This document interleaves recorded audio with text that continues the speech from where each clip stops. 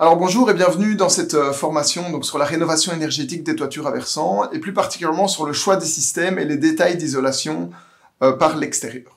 Donc on va commencer d'abord par voir un petit peu les principes de base, donc ce qui fait qu'une isolation thermique va être performante, avant de voir un certain nombre de détails et de raccords, donc avec les façades, avec les pignons, avec toute une série d'éléments qu'on retrouve dans le bâtiment. Par le passé, les greniers ressemblaient plutôt à ce qu'on voit ici, hein. Donc c'était des éléments pour du stockage.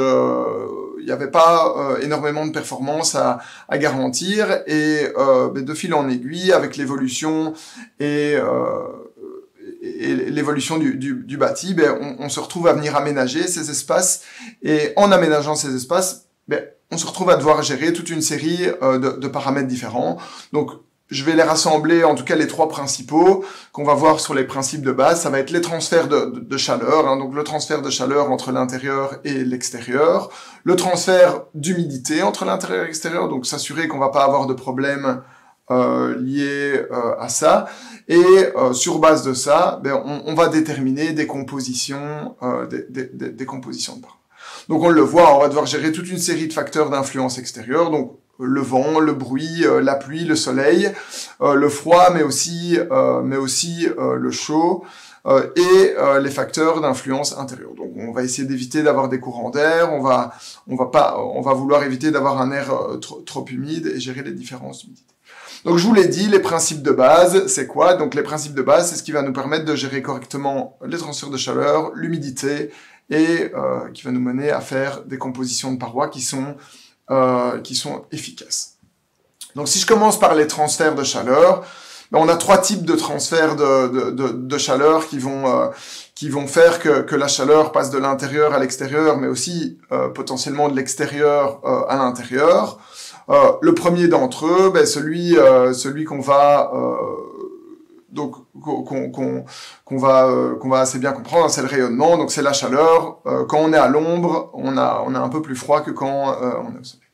Donc le deuxième, c'est la conduction. Donc si on a un élément qui est en contact avec une source de chaleur, la chaleur va être absorbée par cet élément et se diffuser dans cet élément pour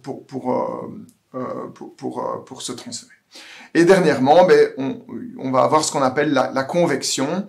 Donc la convection, c'est quoi? C'est des mouvements d'air chaud ou d'air froid qui vont pouvoir également permettre des transferts de chaleur. Donc concrètement, qu'est-ce qu'on veut dire par là? Donc le rayonnement, qu'est-ce que le rayonnement? Mais je vous ai parlé évidemment du rayonnement solaire, c'est assez évident. On a plus chaud au soleil qu'à l'ombre, donc on peut faire l'analogie ici, hein, quand vous êtes sur votre toit en train de travailler, ou quand vous êtes en dessous d'un parasol pendant les vacances, et vous avez clairement pas la même sensation de chaleur, même si l'air est à la même chaleur. On peut dire qu'il fait 25 degrés, mais 25 degrés à l'ombre, quand la météo dit qu'il fait 25 degrés, on aura quand même plus chaud au soleil qu'à l'ombre, c'est évident. Donc c'est comme ça que vont fonctionner aussi les couvertures. On voit ici les couvertures de survie, hein, la couverture en aluminium que voilà. C'est aussi pour ça que ça va être plutôt agréable au sport d'hiver ou quand il fait quand il fait froid, il y a de la neige, on aime encore bien prendre l'apéro dehors. Pourquoi? Parce que avec l'atmosphère qui est tout blanc, on va avoir vraiment beaucoup de rayonnement solaire ambiant. Et finalement, on va aussi avoir potentiellement le rayonnement de surface chaude qui se trouve dans la pièce. Donc on parle de radiateur à rayonnement, ou alors de manière aussi assez habituelle, le poêle à bois qui rayonne et qui diffuse sa chaleur. Donc ça, c'est pour le rayonnement. C'est un mode de chaleur parmi les autres. Le deuxième, ça va être la convection. Donc quand on parle de convection, on parle de quoi? On parle de transfert d'énergie suite à des mouvements d'air. Donc c'est ça qui fait que le randonneur qui est ici en haut à gauche n'a pas trop froid. Tout simplement, c'est qu'il a une couche étanche à l'air autour de lui, donc il a un élément qui lui permet de ne pas perdre l'air chaud qui se trouve entre son t-shirt et sa veste, et du coup il va pas subir la convection liée à un mouvement d'air froid autour de son corps. Donc même chose pour le poêle à bois. Je vous ai parlé de rayonnement, donc on a la masse chaude qu'on sent rayonner sur nous, mais on a aussi donc l'air qui est en contact direct avec le poêle à bois qui va se chauffer et se mettre en mouvement. Et finalement, ben, notre couverture de survie, je vous ai dit qu'elle agissait par rayonnement, hein, donc elle va essayer de rayonner, donc de pouvoir refléter l'énergie, d'une part, et alors aussi, ben, elle va au même titre être étanche à l'air et donc pouvoir limiter les transferts de chaleur par convection. C'est aussi pour ça qu'on va aussi essayer de limiter les courants d'air dans les maisons. Hein. Donc on voit le calfeutrement ici en dessous de la porte, qui va améliorer le confort dans la maison, mais tout simplement s'il y a moins de courant d'air, il y a moins de transfert d'énergie par convection et donc un meilleur confort. Donc ça, c'était le deuxième mode de chaleur. Et le troisième, ben, c'est tout simplement la conduction. Et la conduction, ben, c'est ce qu'on va utiliser. C'est le mode, je dirais que c'est le mode de chaleur qui est le plus prépondérant pour les bâtiments et qui va dépendre, ben, en fait, de l'épaisseur des matériaux qu'on utilise. Hein. Donc plus le matériau va être épais, plus la chaleur va avoir du mal à se diffuser parmi ce matériau, et son coefficient de conductivité thermique, donc le lambda. Donc plus le lambda va être faible, donc ce coefficient de conductivité thermique va être faible, mais moins le matériau va pouvoir transmettre de la chaleur. C'est pour ça que tous les matériaux isolants, on verra un coefficient lambda assez bas.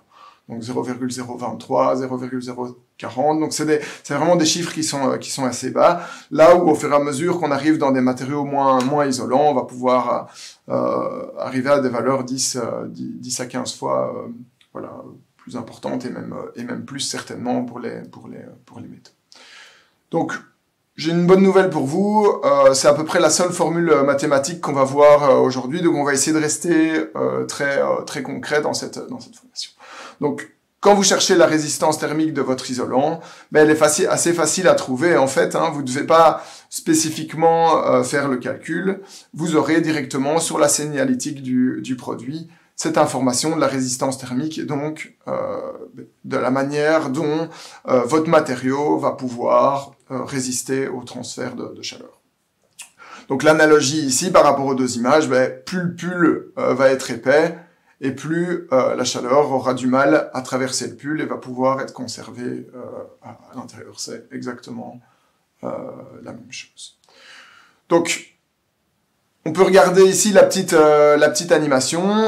Donc, on voit effectivement donc un influenceur ici qui se dit moi je vais cuire un œuf sur le capot de ma voiture. Mais qu'est-ce qui se passe ici en fait dans la pratique en termes de transfert de chaleur? Ben en fait, on a donc la voiture. La voiture, elle était en plein soleil, donc le capot subit le rayonnement solaire, donc absorbe de l'énergie et chauffe.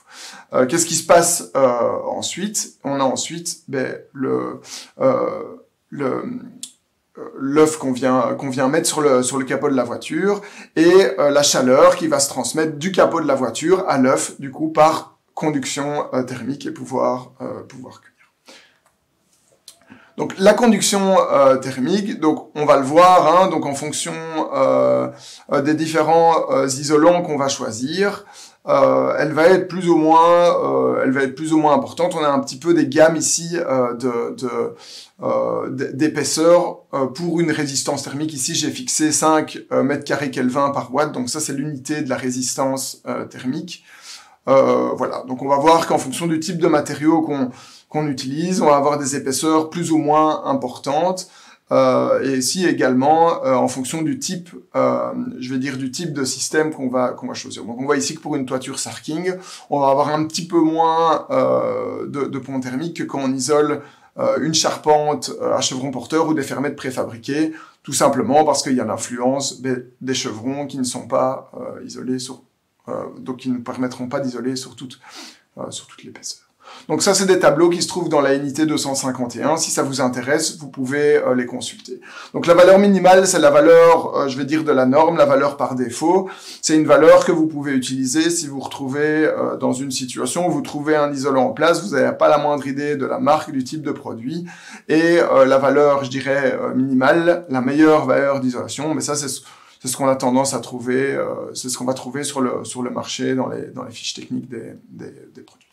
Donc, en résumé, on le voit ici, pour les transferts de chaleur, mais si on veut une isolation thermique qui est performante, on va devoir à la fois gérer la conduction thermique, hein, donc avoir un bon isolant, une épaisseur d'isolation importante.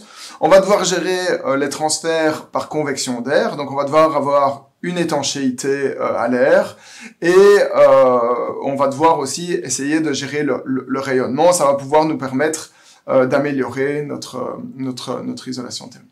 Donc potentiellement, si on a très peu d'évacuation de chaleur, par exemple, par convection et par conduction, donc qu'on n'a pas de fuite d'air et qu'on a vraiment une bonne isolation thermique, mais qu'on gère absolument pas le rayonnement, par exemple, donc le rayonnement solaire, on va avoir le rayonnement solaire qui va rentrer notre maison, la chaleur qui ne va pas pouvoir s'en évacuer parce que on a des isolants qui sont performants d'un point de vue de la convection et de la conduction thermique, et on va avoir du coup une surchauffe, par exemple, en été. Donc il faut bien aussi pouvoir gérer le rayonnement solaire.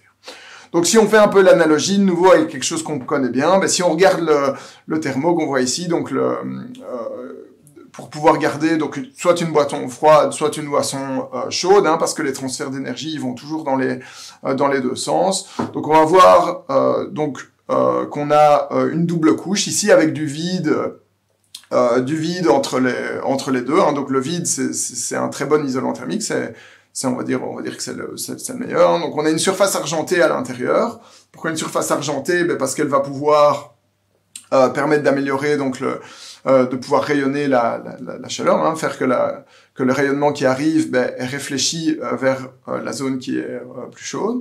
Donc une double paroi en métal ou en plastique, donc qui va permettre à la fois de nouveau de venir emprisonner de l'air entre deux couches.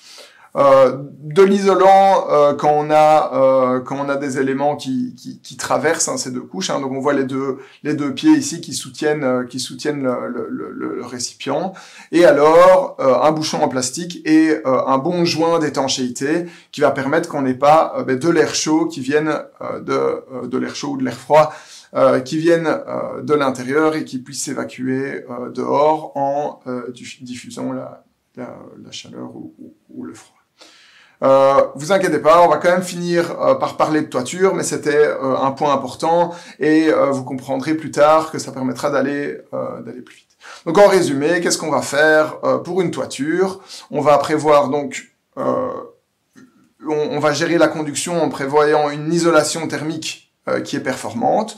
On va gérer la convection d'air en prévoyant une couche étanche à l'air dans notre complexe d'isolation, et le rayonnement avec des surfaces réfléchissantes et en essayant d'éviter que le rayonnement, notamment solaire, puisse passer d'un côté à l'autre de notre paroi sans qu'on puisse le gérer.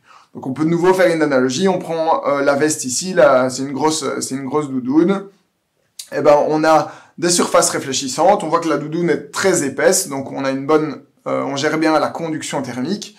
On voit que la doudoune aussi est en matériaux qui semblent assez bien étanches à l'air. Hein. On a des coutures qui sont renforcées, une tirette étanche à l'air. Donc on a de l'étanchéité à l'air, on gère la convection d'air. Donc là, a priori, on peut se dire que cette veste sera plutôt confortable si on doit sortir lors d'un hiver polaire. Donc je vous présente Chris ici. Chris a une question à poser. Il interviendra certainement un certain nombre de fois dans cette présentation ici pour demander des compléments d'information. Donc Chris il me demande ici, est-ce que le fabricant me dit que j'ai besoin d'un pare-vapeur sous mon isolation Sarking, hein, donc mon isolation par l'extérieur de la toiture. Il dit que j'en ai pas besoin. Chris, ça l'intéresse, hein, lui, il est couvreur, il va gagner du temps parce qu'il va pouvoir se permettre de mettre uniquement les panneaux d'isolation et pas le pare-vapeur. Donc le pare-vapeur, c'est quoi? Le rôle du pare-vapeur dans une isolation et dans une isolation par l'extérieur de manière générale, c'est de gérer l'étanchéité à l'air de notre toiture. Donc on voit ici, si on n'a pas de pare-vapeur, on va avoir du mal à gérer la jonction entre les différents panneaux d'isolation et gérer la jonction avec les autres éléments de construction. Donc le pare-vapeur ici, il va être primordial. Si on n'est pas un pare-vapeur ici, on va avoir des fuites d'air, et qui dit fuite d'air dit des problèmes liés à de la convection d'air. Donc très clairement, on aura une toiture qui n'est pas au maximum de sa performance ici. Pourquoi est-ce qu'on doit gérer la jonction entre les différents panneaux? En fait, si vous regardez dans les fiches techniques des produits, donc la plupart du temps, ce qu'on va utiliser pour isoler par l'extérieur une toiture, en tout cas sur le marché, c'est assez clairement le polyuréthane qui prend la part du lion, même si on peut utiliser d'autres matériaux, comme la fibre de bois par exemple. On va voir donc dans les fiches techniques du polyuréthane. Bon, je suis un peu dans le chemin ici du coup, mais vous allez me croire sur parole et vous pourrez aller vérifier par vous-même dans les fiches techniques que la stabilité dimensionnelle des panneaux en polyuréthane, elle n'est pas toujours exceptionnelle. Donc si on regarde la stabilité dimensionnelle, on va voir qu'on va avoir une stabilité dimensionnelle donc pour des essais assez stricts, certes, donc 70 degrés, 90% d'humidité relative pendant 48 heures. C'est a priori plus strict que ce qu'on va retrouver dans la réalité.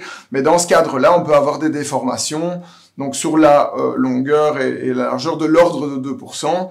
Donc imaginez votre panneau qui fait par exemple 1,20 m de long.